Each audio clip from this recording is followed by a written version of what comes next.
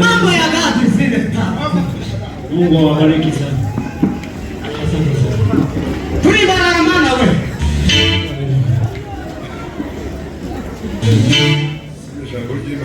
Soma neno la Mungu.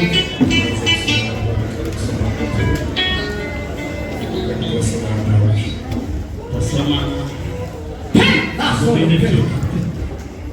Soma jambo ry'Imana. Soma neno la Mungu. Ko wa kabiri kwa Timotheo. Timotheo wa pili. Ibice ni bibiri murongo wa mbere. Sura ya pili mstari wa kwanza. Turamanuka ho gatoya. Tukiendelea kiasi. Data ya mahoro waza kudufasha gusoma. Ndugu watasaidia kusoma. Muri ico gitabo. Katika kitabu hicho. Ibice bine umurongo wa gatandatu. Sura ya 4 na mstari wa 6. Kugeza ku w'icenda. Mstari wa 9. Kadusome mu izina rya Yesu. Sema Timotheo wa pili sura ya 2 na mstari wa kwanza. Aravuze ngo nuko umwana wanje ukomerere mu buntu ubonerwa muri Kristo kandi ibyo wanumvanye imbere y'abahamya benshi ubimenyeshe abantu bo kwizerwa bazabasha kubyigisha abandi. Ufatanya naje kwihanganira imibabaro uko bikwiriye umusirikare mwiza wa Kristo Yesu. Awaba umusirikare kandi ngo yishire mu by'ubugingo ngo bakinejeje uwo mwandikiye umusirikare. Murongo wa 5. Kandi iyo umuntu ashatse kurushanwa mu mikino ntahabwa ikamba keretse arushanijwe kuko bitegetswe. Amen.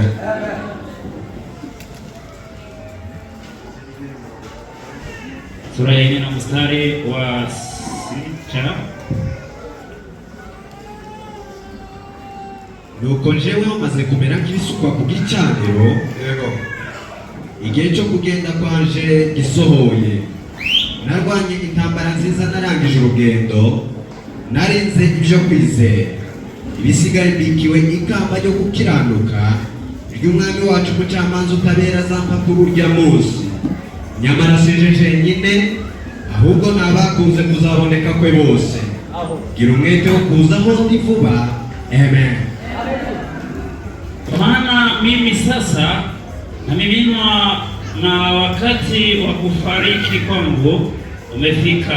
Nimevipiga vita vilivyo vizuri, mwendo nimemaliza, imani nimeilinda. Baada ya hayo nimewekewa taji ya haki, ambao Bwana mhukumu mwenye haki atanipa siku ile, wala si mimi tu bali na watu wote pia waliopenda kufunuliwa kwake Bwana. Amen. Reka mwene data afite ijambo ry'Imana asome hano twasomye mbere, asome kabiri n'umurongo wa kabiri ageze ku kane. Kitabu hicho Biblia hiyo nyingine, Bibiliya dusome ijambo ry'Imana. Yego. Haravuze ngo wowe rero mwana wanje uhagarare kigabo ubishobojwe n'ubuntu bwa Kristo Yesu akugirira. Yego. Ibyo wanyumvanye hari abahamya benshi, nawe ubishinga abantu b'indahemuka bazashobora kubyigisha abandi. Uje ufatanya nanje kwihanganira amagorwa. Yego. Nkuko bikwiriye umusirikare mwiza wa Kristo Yesu. Nta musirikare wagira ibindi ahubwiyemo ngo bakinejeje uwamwohereje ku rugamba. Amen. Komera ijambo ry'Imana. Haleluya. Turashimira Imana kuko twongeye kuba kuri uyu musozi. tunashukuru Mungu kuwa tena hapa. Imana yo mu ijuru yabishura. Bwana asifiwe sana. Nizere ko bavuze amazina bari kutwiyegereza. Majina mmeyasikia. Je bandika Mutware Gratien. anaitwa Mtware Glacier, turasema gihugu cya Uganda, naishi nchi ya Uganda, sengera mu itorero rya Global Philadelphia, katika kanisa la Global Philadelphia. Imana y'umwijuru ibagirire neza. Mungu awabariki. Kandi twese uko turi bane Vile walipo wane duturutse mu matorero atandukanye, wametoka kwa makanisa tofauti, ukuvuga ngo mwakiriye amatorero ane avuye muri Uganda. wamepokea makanisa kutoka Uganda, Imana umugisha mwize ntabwo mwakiriye umugisha uvuye mu itorero rimwe, kwa baraka kutoka ahubwo makanisa mwakiriye yote amatorero ane avuye muri Uganda. kutoka Uganda. Kuko aho tugenda tuba tuyiranga kuko niyo atumye agenda dufasha umunsi ku wundi. Lazima makanisa yetu tujivunie sababu yanatusaidia. Turashimira itorero rero kuko ryatwakiriye kuri uyu musozi. Shukuru kanisa kwa kutupokea kwa Iyi ni inshuro ya kabiri tuhagarara hano, safari ya pili tukisimama kuko hapa. duheruka hano twagiranye ibihe byiza. Tulikuwa hapa na tumekuwa nyakati Turabashimira njema. abashumba, Imana ibagirire neza. Mungu awabariki. Mukomeze murage mukumbi neza. Uchunge kundi la Kandi Mungu. nabonye aho twasigiye nasanze hari ibintu byinshi byagiye bihinduka. Niliona kuna mabadiliko. Hari igihe abantu baba mu izina ariko ntibamenye icyo risobanura, Wakati mwingine watu ariko ni shama wanafanya revival kabisa. lakini ni shama revival. Imana yo mu ijuru ibagirire neza. Mungu awabariki. Turashimira abanyetorero mwese Washirika wote kuko tunawashukuru. dufite abantu twagiye tumenya Watu wengi kandi tumewaelewa babaye inshuti. na walikuwa mandugu. Imana yo mu ijuru ibagirire Mungu neza. awabariki sana. Turashimira bene data twagendanye, Nashukuru ndugu, abantu b'abagabo cyane. watu wamilifu. Imana ibaheze umugisha. Mungu awabariki.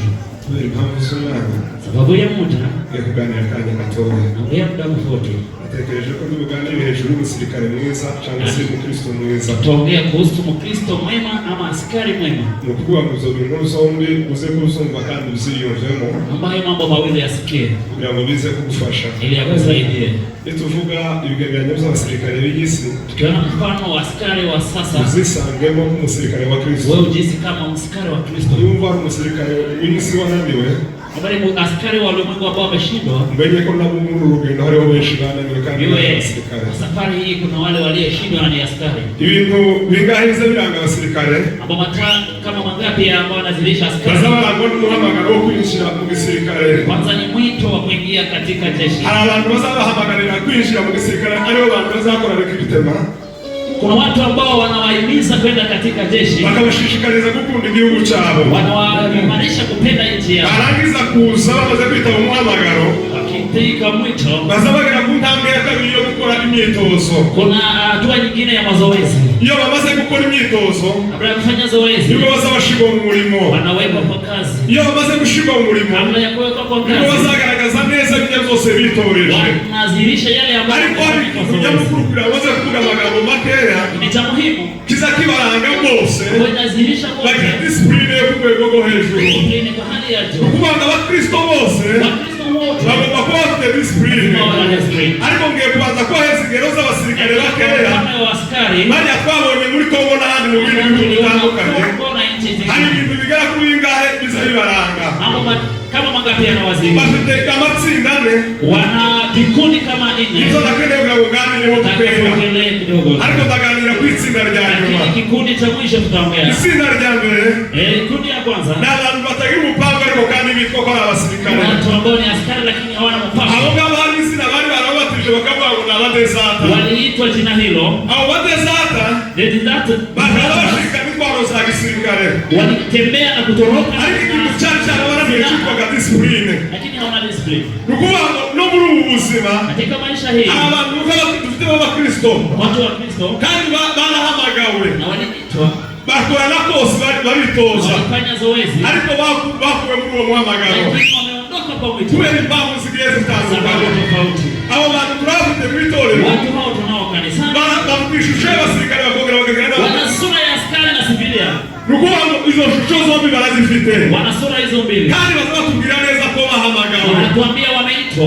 kandi bari mu itorero, wako kwa kanisa, ariko izo shusho zombi barazifite. lakini sura mbili wanazo, Bagira ibimwe byo mu ikanisa, mambo ya kanisa ariko ibi bitegereje bagira n'ibindi bitari byo mu na mambo ikanisa. mengine ya nje. Abo ngabo si abasirikare nyabo. Si askari kamilifu. Hari abandi basirikare, itsinda rya kabiri Kuna kundi kingine la askari itsinda ry'abasirikare bitwa ngo ni abadisipo. ni waaskari ambao wamestaafu, Ni abasirikare bari mu itsinda wako katika jeshi cyangwa abandi baba bakora imirimo, ambao wengine wanafanya ariko kazi, barahagaze ntibakira bakora ibintu wamestaafishwa. ni abantu bazabitwa ngo ni abadisipo Ilikuwa stafu. igihe abandi bagiye muri operasiyo ntibaza bagenda Wakati wengine wanaenda kandi ni abasirikare bari muri kamilitere lakini wako katika kambi la milasi. kandi buriya kamilitere y'abakristu n'itorero Kambi la askari ya Wakristo nibo bagomba kuba babarizwa lazima wajue. ariko igihe bagiye gutuma abandi bo ntibazabatuma Tenda kuweka wengine katika kubera ko bagiye iruhande sababu wamewekwa. no muri iyi kamilitere hariho abantu bicaye batakikora Katika kanisa pia kuna watu wamekaa wafanyi kazi.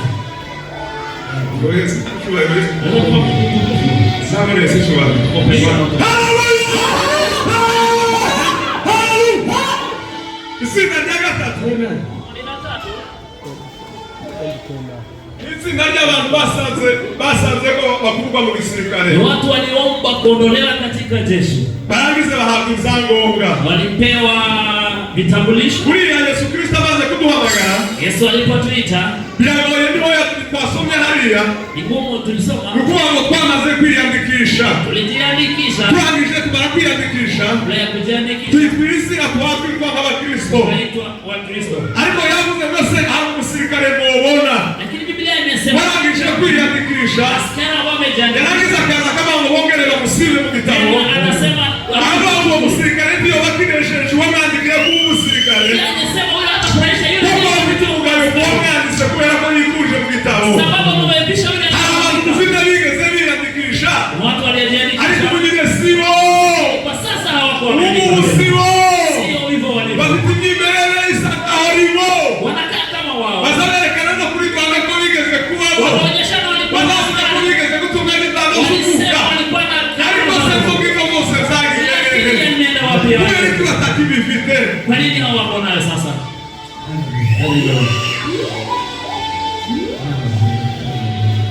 Baracagira za Bibiliya, Wana Biblia ariko ijuru ntikibara nk'abakristo, lakini mbingu haihesabu. bafite za ajenda, Wana notebook bazabandika iby'ijuru ariko ijuru ntikibatekereza, ulimwengu, lakini ulimwengu bagira za wokovu bazanyirasahabo, wanaokoka, ariko ijuru nziza nezerwe bahabwa mbingu haifurahi wakiimba, kuko bamaze kwikura ahandi wamekwisha kujiondoa kisa gitabo cy'ubugingo, katika kitabu cha kandi aho tugomba kunezeranwa ambapo ndio bakora ibitangaza, wanafanya ariko mambo, bamaze kwisibirisha, lakini kandi wamejitwa n'ingeso zabo nizo zatumye batukwa.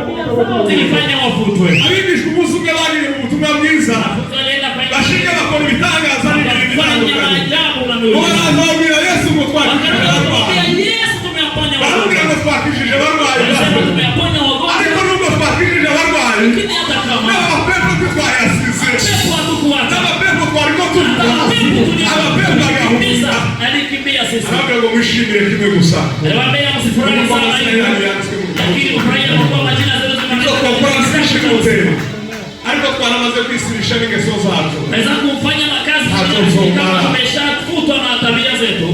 Abahungu bitwa bene Sikewa, Kuna wale vijana waliitwa wana wa Sikewa, nabo bari abahungu b'Abayuda, walikuwa Wayahudi, bari abakristo, walikuwa Wakristo, niko bavugaga, waliitwa hivyo kandi bari barumvise amagambo ya Yesu n'aya Pawulo, na walitikia mambo ya Paulo na ya Yesu, bemezaga abandi Bayuda, walifanya Wayahudi wengine waamini. ariko kandi Lakini dayimoni ngo abagera uruhande daimoni alipofika mbele baja yao, kumusengera, walikaa kumwombea. igihe bari bagiye kumusengera, Wakati wanataka arababaza kumwombea, mbese mwebwe muri abana, unauliza nyinyi ni wakina nani?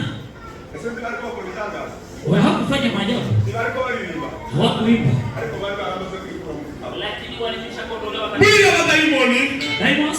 baza abantu biyegukuriye mu gitabo cy'ubugwingo, Wale watu wako katika n'ubu bakora izo bakora zose, wanafanya ariko jambo. n'abadayimoni barabizi, n'abantu b'iy'isi barabizi. Watu walimwengu wanajua. Buriya tugira itandukaniro n'abasirikare, Tofauti na askari. kandi abo basirikare bose bavuye mu basivile, Askari wote wako katika sivilia. n'abakristo bagira itandukaniro n'abapagani, Wakristo wanatofauti. kandi abakristo bose bavuye mu bapagani. Walitoka katika wapagani.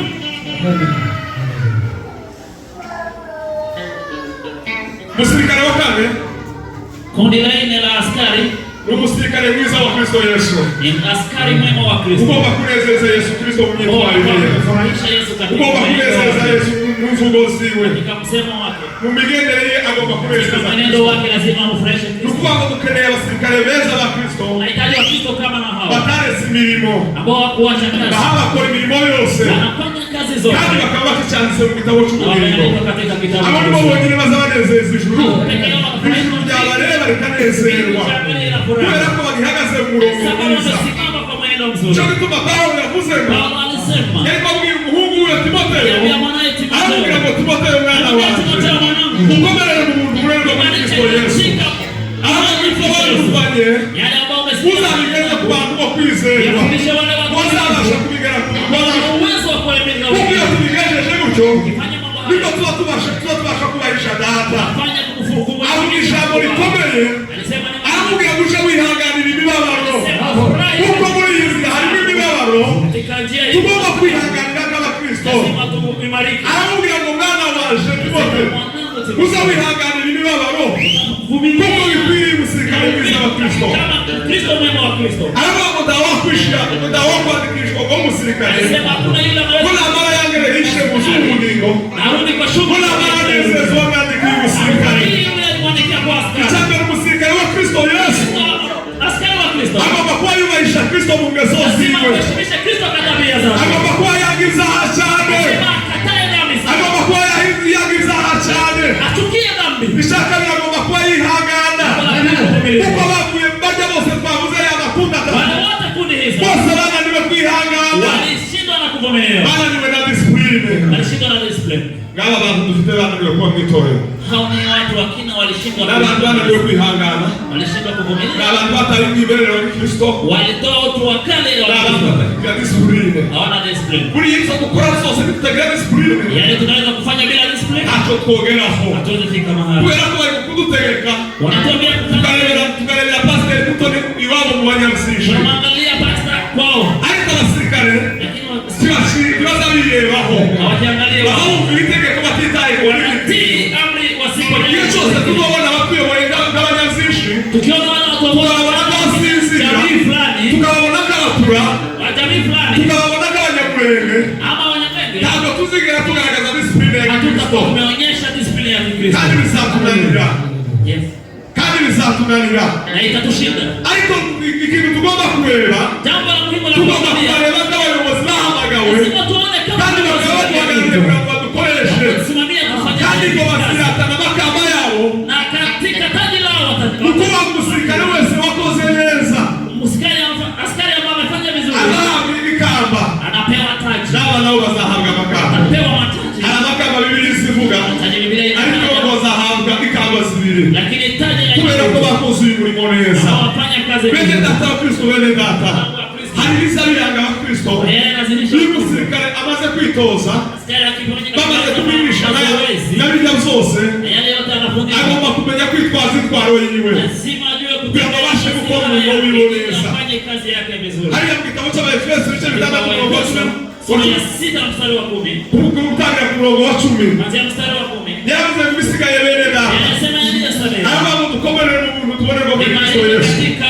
neema ya Bwana wetu. aravuga ngo turwana nabo, Yale ambayo tunapigana ntabwo ari abantu, sio wanadamu. twebwe dufite intambara Tunapita zo kurwana n'abantu.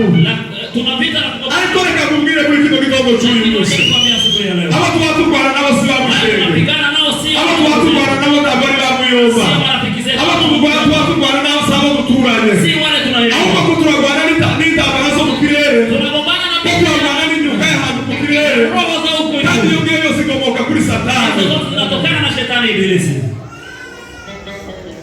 Bene data, Ndugu zangu, igihe cyose tuzokura intambara y'umwuka tukayirwanira mu mubiri, wakati tutapigana vita ya kiroho katika mwili tuzatsindwa. tutashindwa. Ariko intambara zacu zose Lakini vita zetu tugomba kuzambarira mu mwuka, lazima tuipigane kiimani. nindi tutazirwanira mu mwuka Kama sivyo tuzatsindwa. tutashindwa. Wibuke Petero wakurikiraga Yesu, Kumbuka Petro alikuwa umunsi yavuye ko agiye kuja i Yerusalemu, alipomfuata kandi kama avuga ko agiye kubabazwa, alisema nataka yaramubwiye ngo kuteswa. mva inyuma Satani. Alisema ondoka Ubundi bano shetani. bose tubana bazakora imirimo ya Satani, Wale watu wanafanya ni kazi abakorerwa ko tumutware bw'umwijima, wanatumikishwa na ariko ni bene wacu mu mubiri. lakini kimwili Tugomba gusabana, lazima tugomba gusangira, tuchangie, ariko tugomba gusangira imibereho yabo. lakini katika kazi Tugomba kuba zao dufite imitandukanire mu mibereho. kuna tofauti kwa maisha. Avuga ibintu agomba kwitwaza umukristo mwiza, Kristo mwema anapaswa cyangwa umusirikare mwiza. kama askari yavuze ikintu cya mbere, neno la kwanza Yaravuze ngo twambare ingofero. Tuvae kofia. Ngo ariko gakiza. Na ni wokovu. Ubundi nabitangiriye hejuru. Yanaanzia juu. Batangirira kumukandara. Wanaanzia katika. Ariko showe ndabihera hejuru manuka. Mimi nikianzia juu. Yaravuze ngo mwambare ingofero. Alisema muvae kofia. Kwa hiyo gakiza. Ama wokovu. Ibyo ni ibitekerezo zeshejwe. Ni mawazo sana. Ubundi dufite abantu batakigira ibitekerezo zeshejwe. Watu hawana mawazo sana. Satani yamaze kubatera imyambi. Ibilisi amewaweka mu mitekerereze. Katika mawazo yao. Kubera ko yabatera imyambi mu mitekerereze. Yapiga katika kimawazo. Kuko bizo bakora zose biragavuye. Mambo yao yote yamechafuka. Ariko iyo twambaye kaske. Lakini tukiweka ibitekerezo zeshejwe zuzuye agakiza. Mawazo yetu ni ya wokovu. Ikindi cya kabiri yaramubwiye ngo mwambare gukiranuka bw'icuma. Alisema muvae haki kama kuko gukiranuka mwenye haki nibyo bikenewe kuba Kristo. ni kitu cha imani. Abantu bose badakiranukira Imana watu ambao sio wenye haki bari kure n'ubwami. Barashukitse, Satani yarabariganije. Ibilisi amewapokonya ya muhimu. Icya gatatu, jambo lingine yaravuze ngo mwambare umukandara. muvae mkanda ama mshipi. Yaravuze ngo niko kuri. Ni ukweli. Abantu dufite abakristo benshi Wakristo wengi bananiwe kuvugisha ukuri. walishindwa kuongea ukweli. Kandi iyo umuntu atakivugisha ukuri, Kama mtu aongea ukweli, ntaba gifite umwimerere w'ubukristo. mtu akale wa Ukristo. Kuko umwimerere w'ubukristo waba wamaze gutakara. Akale wa Ukristo utakuwa umepotea. Ikintu cya kane, Jambo lingine yaravuze ngo tugomba kuba twambaye inkweto arizo butumwa bwiza. sema tuvae viatu na ni injili ya Bwana. Dufite abakristo baparitse Na Wakristo ambao batakivuga ubutumwa bwiza. wamewacha Kandi Pawulo yabwiye Timoteyo, aramubwira ngo amagambo wanyumvanye uzabashe kuyabwira abandi bagabo, uzabashe kuyabwira abantu bizerwa, nabo bazayageze ku bandi. Ubundi hano twaje mu butumwa, hano twaje kuramutsa bene data dufatikanye ku rugendo kugira ngo twongere twibukanye ibintu bikerera. Ariko umusirikare mwiza wa Kristo agomba kuba yambaye inkweto, agomba kugeza ubutumwa ku bandi bakristo kugira ngo abakristo bene data bajye twababwira ngo abakristo bose bavuye mu bapagani, kuko abasirikare bavuye mu basivile, bajya bose batarizera tugomba kubagezaho ubutumwa tukabazana kuri Kristo Yesu. Ikintu cya gatanu, jambo lingine icya gatanu cya kane, cya gatanu jambo la tano yaravuze ngo mwitwaze kwizera sema mtembee na imani mukingabo ibasha kudukingira imyambi ya Satani yakuriyo. kinga mshale ya shetani. Umunsi ku wundi turi mu rugamba, Kila siku tukapata kandi Satani karakoresha imyambi, Ibilisi anatumia kandi ntabwo ari imyambi ipfuze, sio mishale ambayo ni imyambi yakukuriro. ni mishale ya moto, Ariko iyo myambi isizimwa no kwizera y'ingabo. lakini inazimwa na imani. Ikintu cya gatandatu, Jambo lingine yaravuze ngo mwitwaze ijambo ry'Imana kuko ariyo ngota tembea y'umutima. na neno la Mungu kama silaha ya kiroho. Ni ukuvuga ngo twitwaze ijambo ry'Imana Tembea na neno la Mungu tugomba kuryitwaza nk'intwaro kama silaha kugira ngo tubashe kurwanya na Satani, kupigana na Ibilisi. kuko Satani kararwanya umunsi ku wundi. Ibilisi ni mwenye Ariko vita, dufite icyitegererezo Yesu. lakini tuna Mose yari amaze iminsi 40 n'amajoro 40 nimaliza siku 40 na usiku atarya atavuga bene data. bila kula na kunywa. Satani ntiyatinye kumutinyuka, Ibilisi hakumwogopa. ariko ikintu cyamufashije Jambo linalomsaidia ijambo ry'Imana. neno la Mungu. Ikintu cya nyuma Jambo lingine ni ugusenga. maombi. Gusenga Maombi bitwara bifasha umukristo ni silaha ambayo inasaidia kugira ngo Mkristo abeho ubuzima bwiza bwa gikristo, ili aishi katika maisha kugira ngo abashe kongererwa imbaraga. ili aongezewe nguvu. Igituma dufite abakristo bananiwe Kristo ambao kuko ameshindwa bataye intwaro yo gusenga. waliwacha Satani barongera sana kukaribu ubundi ntibakiriho, hawako tena na basigaye bavuga amakuru yo gusenga, wanaongea ariko ntibagisenga. lakini hawaombi. Basigaye bavuga indirimbo, Wananyimba ariko ntibakiririmba ngo banezezwe. hawaingia wafurahi. Basigaye bakora ibindi byose, Wanafanya ariko kazi ijuru ntirikibareba. lakini mbingu Ibintu imewasahau. byose tumaze kuvuga ntabwo bibaranga, Mambo yote hayo hayawazihirishi. ibintu byose ntabwo bambaye. Hawavai mambo Pawulo sawa. yandikiye Abakorinto Paulo aliandikiwa aravuga ngo nubwo tugenda n'abantu, kama tunatembea kama aravuga ngo intambara zacu lakini silaha zetu si za wanadamu. kukuvuga ngo ibyo dukora bene data Mambo ambayo tunafanya ntabwo bihuye n'iby'ab'isi. sio kama wa ulimwengu. Twiyamuriye ku muntu wa kera Tujivue mtu wa kale uremerezwa n'ibyaha. ambao anateketezwa na dhambi. Pawulo yandikira Timoteyo Paulo dusoza, anamwandikia Timotheo, yamubwiye ngo Timoteyo mwana wanjye, Timotheo mwanangu, aramubwira ngo ndaguhamagara nimekuita ko ndakubwira ibintu biri muri iyi nzira. kuambia mambo ya hii. Aramubwira ngo jewe maze kubera ko ibisuka mu gicaniro Imekuwa kama uteketezi. kubera ko mwari musezera Sababu alimwanga. yari ahantu hari hagoye muri gereza. Mahali walikuwa gerezani. Aramubwira ngo jewe maze kubera ko ibisuka mu gicaniro Teketezwa mimi. igihe cyo kugenda cyane kirasohoye. Mungu umetimia. Aramubwira ngo narwanye intambara nziza zihanganiye runo rugendo.